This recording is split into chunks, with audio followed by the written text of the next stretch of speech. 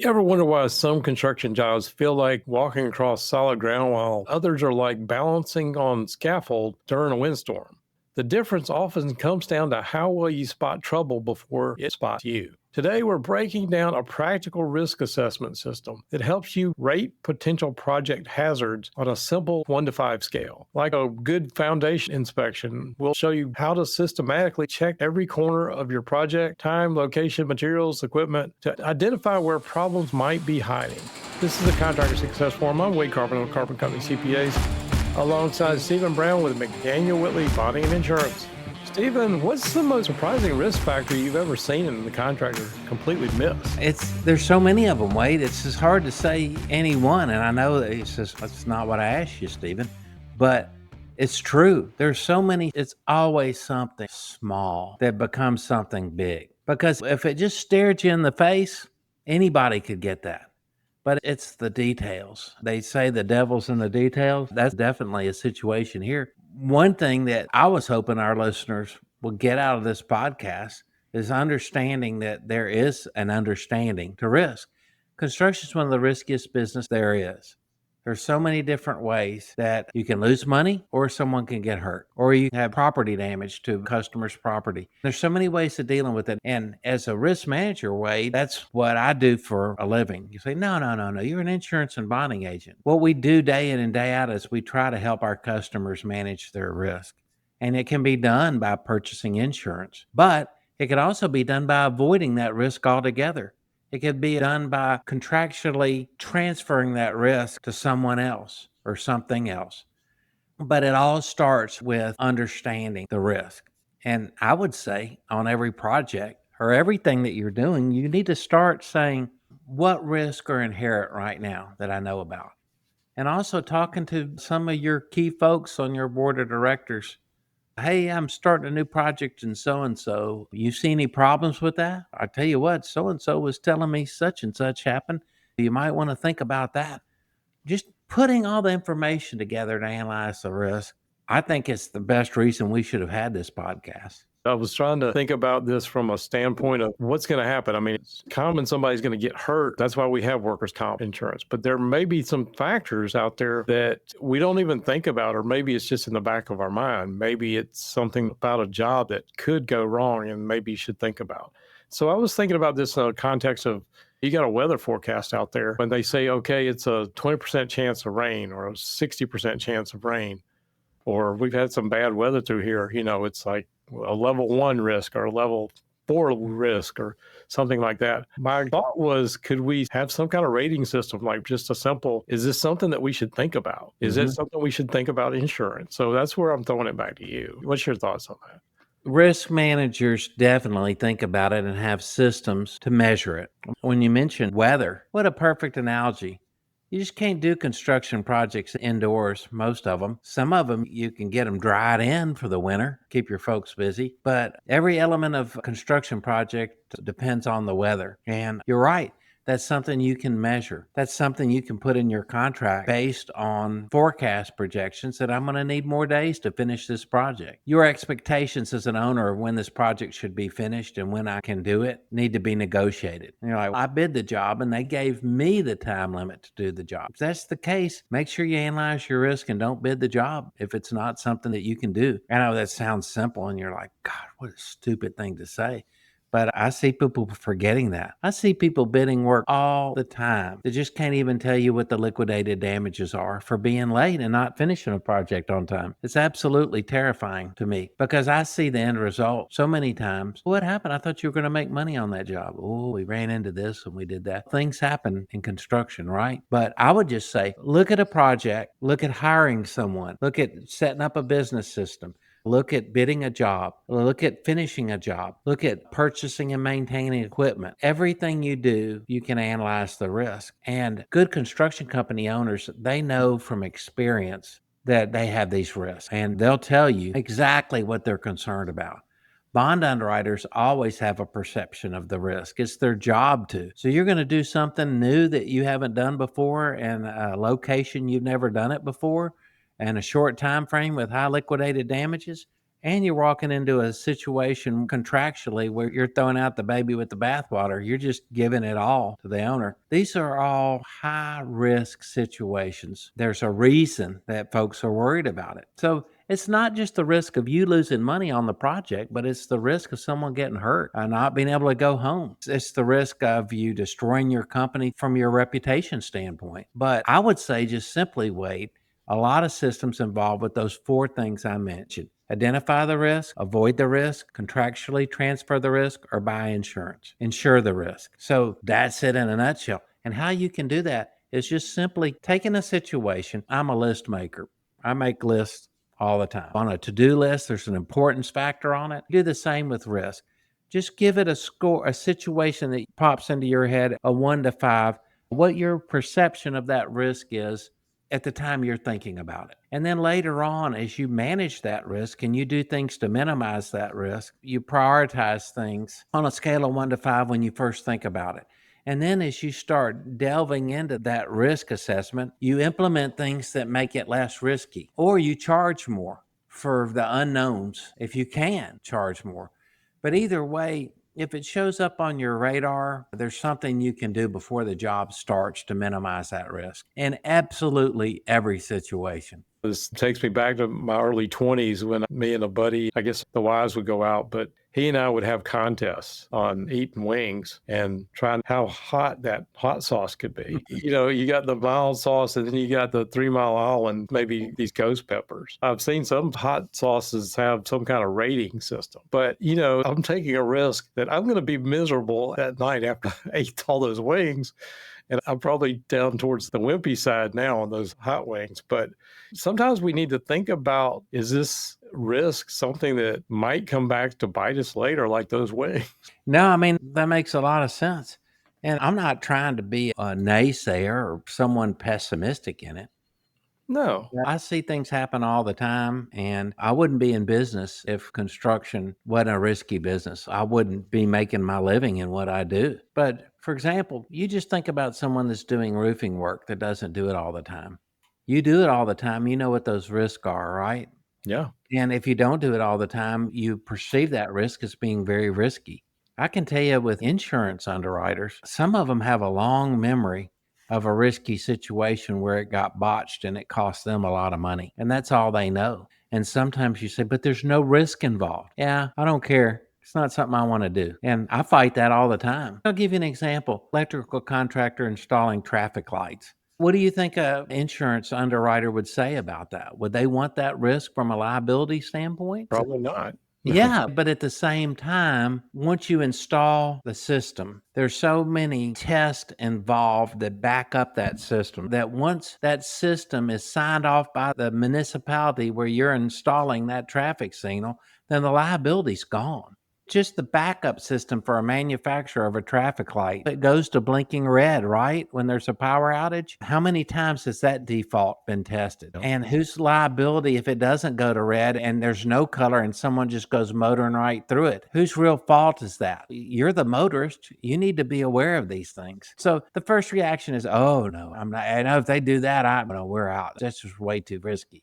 What about someone doing the wiring for railroad crossing, for just the wiring for it? What about the mechanical system to make the gates go up and down? If someone said that was too risky to do, there'd never be railroads. Someone had to develop it and someone had to take the risk to manufacture it and install it. And they got paid a lot for taking that risk when they first started, didn't they? Until gradually things calmed down and maybe the risk wasn't as bad. In the construction industry, Wade, what I see happen so much, you asked me at the beginning of the podcast, what's the number one thing that you've seen? And I said, it's something small. And that didn't answer your question, did it? The main risk I see is underestimating your exposures. Yeah. And you got to be systematic in understanding what those exposures are. Some people, they underestimate it because they just hadn't given it thought.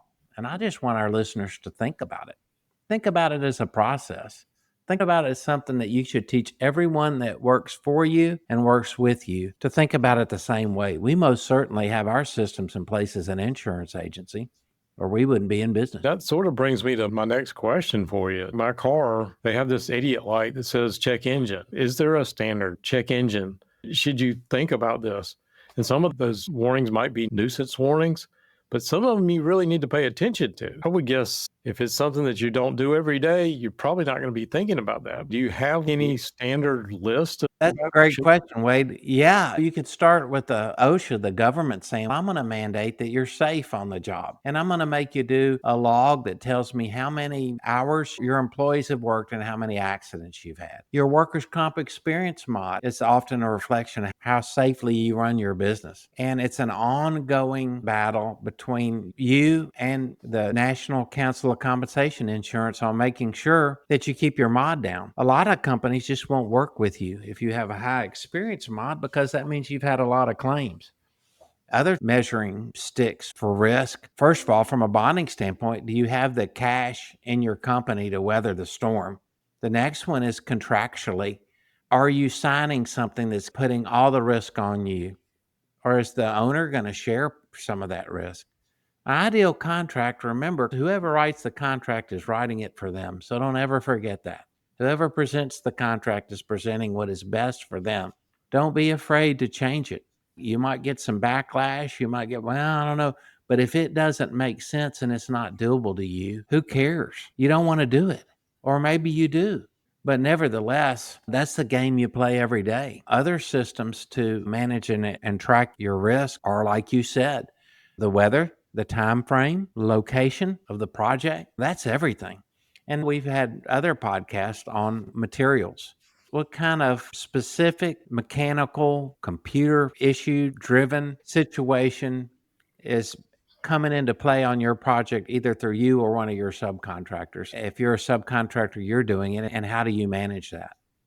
Yeah, I think that sort of goes to where I'm thinking about this episode of a lot of contractors are not going to be clued into all these things that could possibly come up. And nobody can know everything. Maybe having some kind of checklist would be great. But I think about financial investments, stocks and bonds. People get an advisor for their financial investments. But in this particular case, people, I think, forget that you're essentially acting as their advisor in this risk factor. So I think picking up the phone and calling you and saying, what is it that I should be thinking about, I think would be a great thing to do. But, I think you sort of serve the same purpose as a financial advisor. I mean, obviously a different role, but I don't think everybody knows everything. And you've seen so much in your career. What are your thoughts on that? From my standpoint, you get what you pay for. I work on straight commission. You don't pay me a salary to do what I do. So it seems to me like if I'm not charging you a fee as a professional, you don't see me that way. But I can assure you my customers see me that way and depend on me. They depend on me a lot to exercise my experience and my knowledge. And I love it because everybody wants to work with someone that takes your advice, right? But the ultimate risk and the decisions fall to you as the owner operator of your construction company. Those risks fall to you. And always systems in place help. If somebody can do something dumb, they're going to do it, right? That's what everybody says. But you have just the simplest thing of having a morning toolbox talk about safety cuts accidents by 80%. It's effective. So you can say, I don't got time for that. We got to get going. They know what they're doing. And we do this all the time. But you took the time to tell them that safety is important and it's not an option. And you're also telling them that you care about them not getting hurt. But more importantly, you're saying, we're not going to tolerate it. I'm not letting you do something stupid. It's just not going to happen. You got to do that. So there's a million reasons why these systems work and they're effective. Yeah.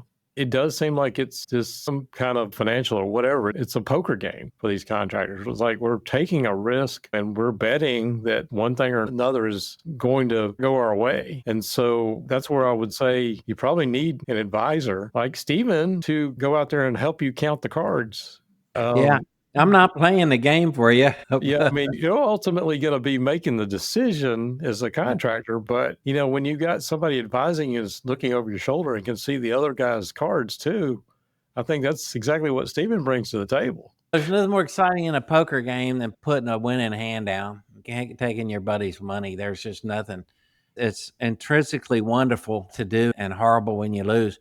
But it's the same thing when you got a job that you're making really good money on and it's coming in ahead of time and you're going to tweak out a little more profit than you expected. That's celebration time. That is the ultimate successful feeling. And you can have it more often by managing your risk. Yeah, absolutely. And we've also used this, I guess I'm full of analogies today, but like triage. When you going into a situation, especially if it's a contract you're not familiar with, I think you need to figure out what those risks are. And again, picking up the phone and calling Stephen, I think is a good idea. Like, okay, what do you need to prioritize first in a medical situation? Where is it we need to put our thoughts and what can happen and avoid the worst case scenario? And if you're going to go back to that poker analogy, if you're going to take the risk on that, at least you need to understand what the potential downfall that can be. One of your famous lines you said many times on this, there's only a upper limit on how much you can make on a project, but there's no theoretical bottom on how much you can lose on a project.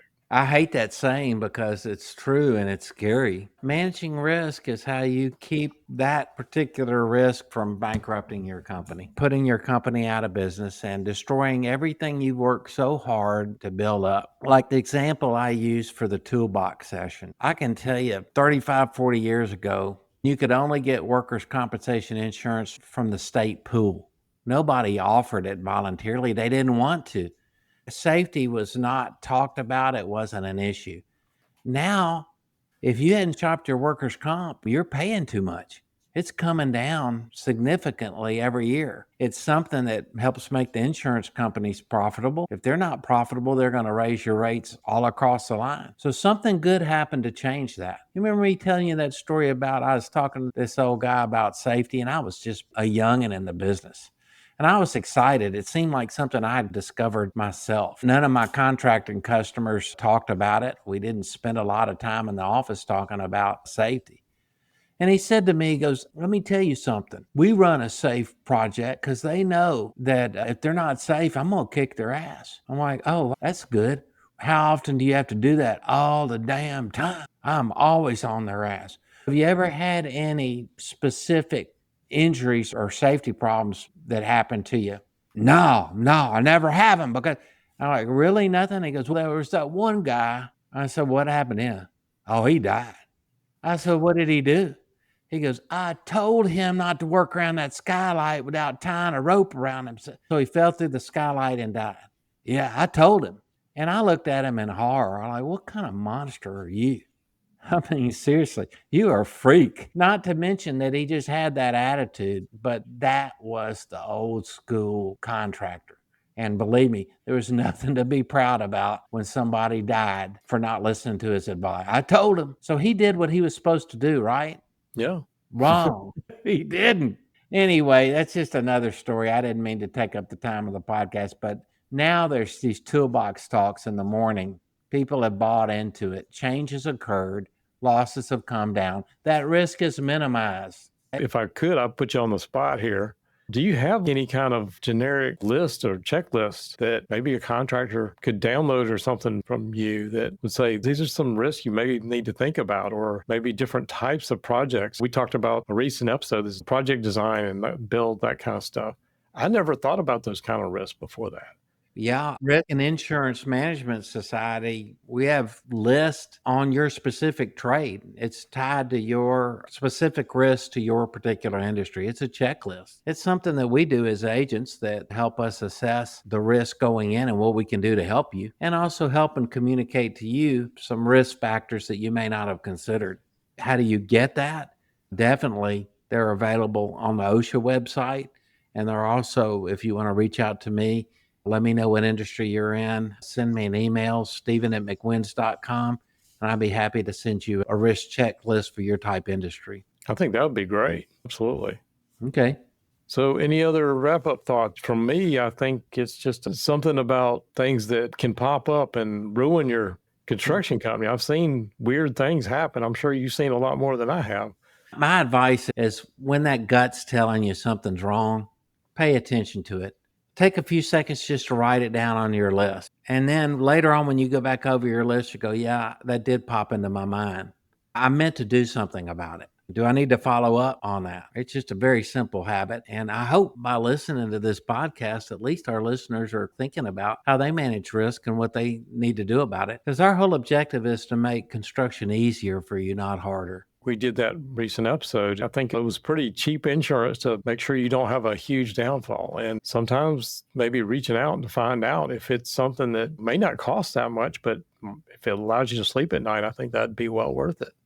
Yeah. Everything from building bridges to working in and around active railroad tracks to demolition implosions to the most absolutely risky type of construction you can imagine, to the simplest, most routine things, from a drywall contractor, from a painter getting on, ladder, number one cause of accidents list. Also, jumping off a trailer when securing a piece of equipment, jumping out of a piece of equipment, number one cause of loss for workers' comp claims. So we'll leave on that point and just say that we have managed risk at McDaniel Whitley in the most difficult possible scenarios and always can be managed. There's always a game plan for dealing with it.